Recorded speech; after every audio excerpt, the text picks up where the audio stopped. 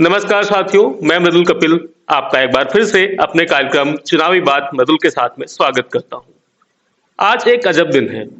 आज जब कर्नाटक विधानसभा में एक चुने हुए प्रतिनिधि द्वारा कहा गया कि अगर आप रेप से बच नहीं सकती तो इसको एंजॉय करिए, और वहीं साथ ही साथ उत्तर प्रदेश विधानसभा में यह कहा गया कि कोविड के दूसरे काल में ऑक्सीजन की कमी से मौत नहीं हुई, एक भी मौत नहीं हुई।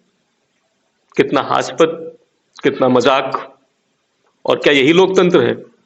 सवाल ये भी है कि कब तक हम और आपकी संवेदनाओं का, हमारी और आपकी लाशों की ऐसी ही राजनीति होगी।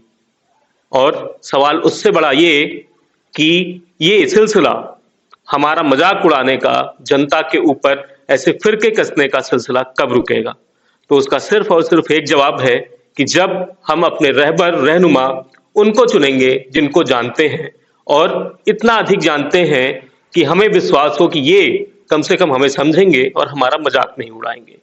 इसी क्रम में हम कोशिश कर रहे हैं कि आप तक आने वाले विधानसभा में जो प्रत्याशी हैं, भावी प्रत्याशी हैं, उनको आप तक लाएं और ये बता सकें आपको कि वो कितना आपको जानते हैं या कितनी वो आपकी विधानसभा को जानते हैं। इसी के तहत इस क्रम में आज हमारे साथ हैं बिठूर विधानसभा से आम आदमी पार्टी के प्रत्याशी और प्रभारी श्री शोभनाथ पाल जी। मैं बता दूं, शोभनाथ पाल जी काफी समय से लगभग 9 सालों से आम आदमी पार्टी में हैं और पहली बार ये विधानसभा में अपना जो है भाग्य आजमाने जा रहे हैं। तो चलिए शोभनाथ जी से कुछ बात करते हैं। शोभनाथ जी, बहुत बहुत आपका स्वागत है। बहुत बहुत आपका स्वागत है, आपके चैनल का बहुत बहुत स्वागत है, आपके दर्शकों का बहुत बहुत स्वागत है। सर, सबसे पहले तो एक सवाल, करने के लिए बहुत कुछ है, लेकिन फिर ये राजनीति ही क्यों?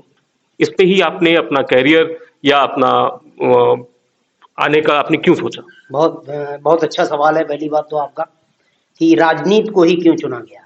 देखिए, राजनीति से सब चलता है। ये जो भी देश में कुछ भी हो रहा है वो सब राजनीति से हो रहा है। बच्चों की शिक्षा राजनीति तय करती है, खाद्यान्न का रेट राजनीति तय करती है, पेट्रोलियम का रेट राजनीति तय करती है, सब कुछ राजनीति से चलता है।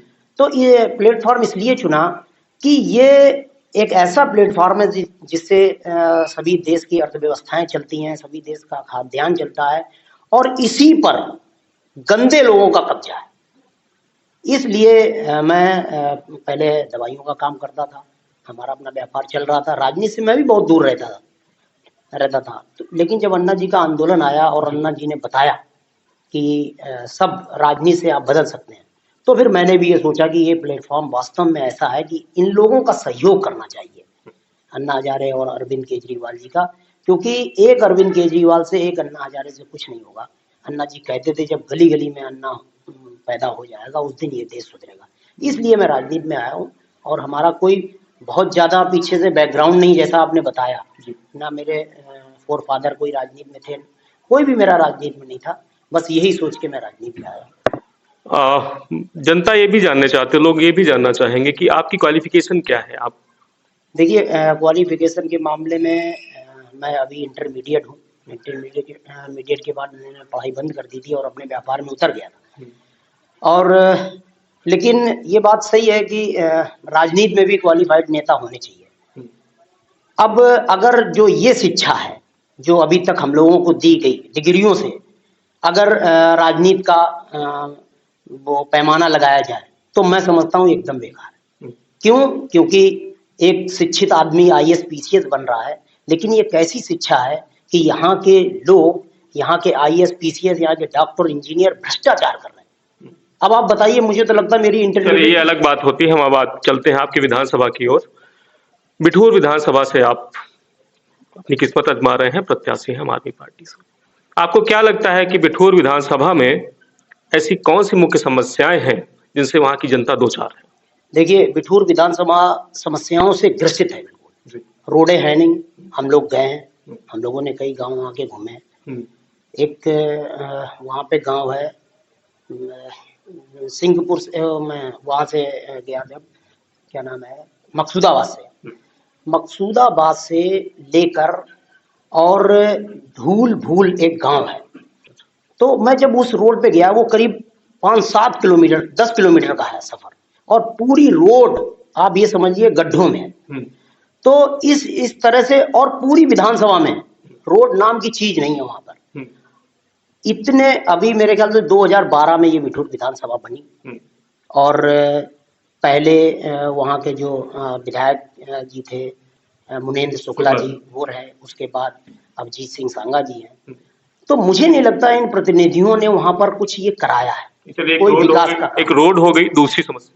दूसरी समस्या सबसे बड़ी जो हम लोगों को, जो मुझे अब की बार लगी, वहां के किसानों ने हम लोगों से सिर्फ ये कहा कि भैया यहाँ पर पशुओं की बहुत बड़ी समस्या है, खेतों में जो पशु आ जाते हैं उसके लिए आप क्या कर पाओगे। अब देखिए किसान हमसे ये कह रहा है कि जो ये समस्या है पशुओं वाली, जो पशु खेतों में आ जाते हैं, इसका कोई समाधान है आपके पास? उन लोगों ने हमसे पूछा।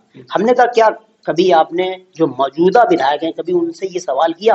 और मैं बता रहा हूँ केवल आम आदमी पार्टी का ही प्रत्याशी आपको बता सकता है इसका समाधान, और कोई बता भी नहीं सकता आपको।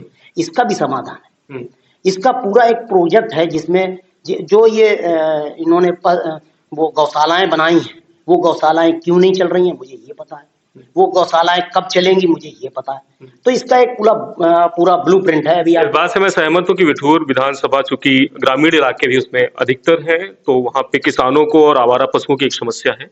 आपने 2 समस्याएं बताई, और इसके अलावा आपको लगता है? और इसके अलावा वो तो स्कूल और अस्पताल की तो बहुत ही बड़ी समस्या है। ये तो मतलब मेरे ख्याल से ये पूरा उत्तर प्रदेश समस्याओं के ढेर पर खड़ा हुआ है। नहीं, मैं सिर्फ आपकी बिठूर की बात। हाँ, बिठूर में भी ये समस्या है, ये स्कूल की भी समस्या है, वहाँ अस्पताल की भी समस्या है। लोग कह रहे हैं हाँ भैया अगर आपकी पार्टी, क्योंकि हमारी पार्टी स्कूल और अस्पताल पर जोर देती है, तो हमसे जो वोटर बात करता है वो स्कूल और अस्पताल पे ज्यादा बात करता है। वो कहता है भैया यहाँ पर आप 6 स्कूल हो जाएंगे, हम कहते हैं हाँ हो जाएंगे। वो कहता है यहाँ अस्पताल कुछ बनेंगे, हम कहते हैं हाँ बिल्कुल बनेंगे। पीएससी सीएससी हैं छोटे छोटे, जो हमारे जो इंफ्रा में जो पीएससी सीएससी बनाएंगी, वही अगर हम वहाँ पर चालू करवा दें तो बहुत बड़ी समस्या सॉल्व हो जाएगी। लेकिन हमारे यहाँ के प्रतिनिधि नहीं करा पाते। आपके पास इन समस्याओं को, जैसे आपने 3 समस्याएं मुख्यतः बताई, इनका क्या समाधान है? देखिए इनका समाधान सीधा सा समाधान ये है। पहली बात तो जब हम सत्ता में आए तब हम इनका समाधान कर सकते हैं। दूसरी चीज, अगर हम सत्ता में नहीं आते हैं और वहां के लोग केवल एक अपना विधायक जिता के विधानसभा भेज देते हैं, तो भी आप ये समझ लीजिए एक विधायक बहुत बड़ी ताकत होता है विधानसभा में अपनी आवाज उठाने के लिए। तो हम ये करवा सकते हैं, हम ये सरकार पर दबाव बना के करवा सकते हैं। और ये आपने देखा कि राज्यसभा में हमारे केवल माननीय संजय सिंह जी हैं राज्यसभा सांसद, वो अकेले चिल्लाते हैं। तो मुझे अगर अकेला भी भेजा गया तो मैं अकेला इतना चिल्लाऊंगा कि इनकी नाक में दम कर दूंगा। हाँ सर, एक बड़ा अच्छा शेर याद आता है मुझे, था कि जो बहुत चीखे उनकी ताजपोशी हो गई, पर क्या करें वो तभी से अब तलक खामोश है। तो उम्मीद करूंगा आप खामोश नहीं होंगे अगर आपको जनता अपना आशीर्वाद देती। दूसरी बात, मैं आता हूं, अभी एक बहुत संकटपूर्ण काल गुजरा कोविड का, उस दौरान क्या आप जनता के बीच में थे? हम लोग बिल्कुल जनता के बीच में रहे। हमारी पूरी पार्टी ने हम लोगों को निर्देश दिया कि जाइए, जो लोग बाहर से आ रहे हैं उनको खाना पानी दीजिए। ये सब मैं जनता के बीच में गया। हम लोगों ने अनाज दिया, हम लोगों ने पैकेट बना बना के जनता को दिए। ये बाईपास जो है अपना बर्रा बाईपास पे हम लोगों की 100 50 लोगों की टीम खड़े होकर लगातार पानी बिस्किट जो भी हम दे सकते थे, जो मेरी ताकत थी उतना मैंने सब किया कोविड के समय में। और बिल्कुल एकदम ये सोच के नहीं किया कि मैं बीमार पड़ जाऊंगा या मेरे कुछ ऐसे सिम्टम्स आ जाएंगे कोविड के। हम लोगों ने बिल्कुल खुले मन से पूरी तरह से जनता का सहयोग किया। बिठूर जो है एक तरह से देखा जाए तो पर्यटन के रूप में भी और धार्मिक पर्यटन के रूप में भी एक महत्वपूर्ण स्थान रखता है। आपको क्या लगता है, आपके कुछ प्लान में अगर आप विधायक चुने जाते हैं तो इस पर्यटन को बढ़ावा देने के लिए भी आपने कुछ विचार किया है? बिल्कुल बिल्कुल, मुझे नहीं पता था कि आप मुझसे ये क्वेश्चन करेंगे। ये मैंने अपने सोशल मीडिया के माध्यम से पहले ही भेजा है। ये पूरे हिंदुस्तान को पर्यटन का बढ़ावा मिलना चाहिए, बहुत पैसा आता है। और जबकि बिठूर, और शायद मैंने इसीलिए इस विधानसभा को चुना, जबकि जब मैं यहाँ का जिला अध्यक्ष था तब मैं इतना बिठूर विधानसभा में काम नहीं कर पाया। तब मैंने ये सोचा कि मैं खुद बिठूर विधानसभा से चुनाव लड़ूंगा और बिठूर विधानसभा को एक पर्यटक स्थल बनाऊंगा। और ये बिल्कुल सही बात, ये बहुत अच्छा पर्यटक स्थल बन सकता है। अभी आप जाइए बिठूर घूमने, अभी ऐसे ही चले जाइए, जबकि इतना बज्जर है पूरा, इतना बदहाल हो गया है, उसके बाद भी बहुत खूबसूरत बिठूर है। तो इसको बहुत अच्छा बनाया जा सकता है। बिल्कुल, इसकी ऐतिहासिकता को जरूर सजोना चाहिए और मुझे लगता है बहुत ऐतिहासिक और धार्मिक जगह है। अंतिम सवाल की ओर चलते हैं कि बिठूर विधानसभा में बहुत सारे विकल्प हैं जनता के पास में। ऐसे में ये आम आदमी पार्टी के शोभनाथ जी को ही अपने प्रतिनिधि के तौर पे क्यों चुने? ये बात बिल्कुल सही है। बिठूर विधानसभा में विकल्प हैं। मैं भी बिठूर विधानसभा से चुनाव लड़ रहा हूँ। मैं सिर्फ और सिर्फ जनता के बीच में ये कह के जाता हूँ, मैं ये बोलता हूँ कि अगर आप लोगों ने आम आदमी पार्टी को वोट किया तो सबसे पहली बात आप ये सोचिए, आप बदलाव की तरफ वोट कर रहे हैं। आप देखिए दिल्ली में कि राजनीति को किस तरफ ले जाने की कोशिश कर रहे हैं माननीय अरविंद केजरीवाल जी। अगर आप बदले नहीं, अगर आपने वही पुराना ढर्रा अपनाया कि नहीं हम उसको वोट देंगे जो आदमी जीत रहा, तो इस तरह से आप वोट को, और अगर आपको ये लगता है कि मैं वोट खराब कर रहा हूं आम आदमी पार्टी को वोट देकर, आम आदमी पार्टी तो जीत नहीं रही, तो वोट आपका, मैं जनता को बोलता हूं ये कि वोट आपका हर कीमत पे खराब हो रहा है। कोई प्रत्याशी अगर जीत रहा तो बता दीजिए उसने 70 साल में आपको क्या दिया, तो आपका तो वोट खराब ही हो गया। वो जीत गया, वो करोड़पति बन गया, उसके लिए वोट अच्छा कर दिया। जब आप वोट खराब ही कर रहे हो, आपको लग रहा है कि मैं वोट खराब कर रहा हूं, तो भी आम आदमी पार्टी को वोट दीजिए। क्योंकि आम आदमी पार्टी में अगर आपका वोट खराब हो गया और वो प्रत्याशी कहीं जीत गया, वोट आप वहां भी खराब कर रहे थे, और वो प्रत्याशी कहीं जीत गया, तो उसका उदाहरण है दिल्ली। हम आपको आम आदमी पार्टी नहीं, शोभनाथ। हाँ, सोमनाथ, वही सोमनाथ पाल आम आदमी पार्टी के हम तो एक छोटे से कार्यकर्ता है। देखिए मुझे लगता है कि सबसे पहला फेस जो है, जो सबसे पहले चेहरा है, वो आप है अपनी विधानसभा के लिए।